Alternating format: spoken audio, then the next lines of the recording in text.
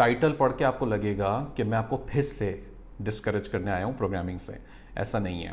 मैं अपनी बात कर रहा हूँ, मेरे साथ क्या मसला था, मैंने क्यों प्रोग्रामिंग छोड़ी, उसकी दूसरी बड़ी वजह वो ये थी कि मैं परेशान इसलिए होता था कि हर हर चंद हफ्तों में ये अपग्रेड्स आ जाती थी, कोई नई चीज़ आ जाती थी, चंद महीनों में आ जाती थी। एक्टिव प्रोजेक्ट्स होते थे, बहुत सारे होते थे, मैं खुद उस पर काम कर नहीं पाता था इतना तेज़ी से। टीम बनाई थी, लेकिन टीम जाहिर सी बात है उसको भी अपग्रेड करना फिर हमारी जिम्मेदारी होती थी।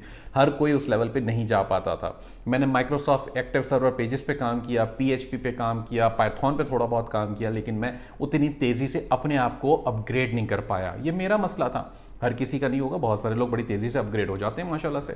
तो जो कर रहे हैं वो करते रहें। मैं तो सिर्फ अपनी बात कर रहा हूँ कि मैं क्यों नहीं कर पाया, और मुझे ई कॉमर्स की फील्ड क्यों अच्छी लगती है, क्योंकि इसमें इस तरह के मसले मसाइल नहीं है कि जी पढ़ना पड़ेगा, सीखना पड़ेगा, तजर्बे उस लेवल पे करने पड़ेंगे। प्रोडक्ट बेच रहे हैं, प्रॉफिट्स बन रहे हैं, अल्लाह खैर सल्ला।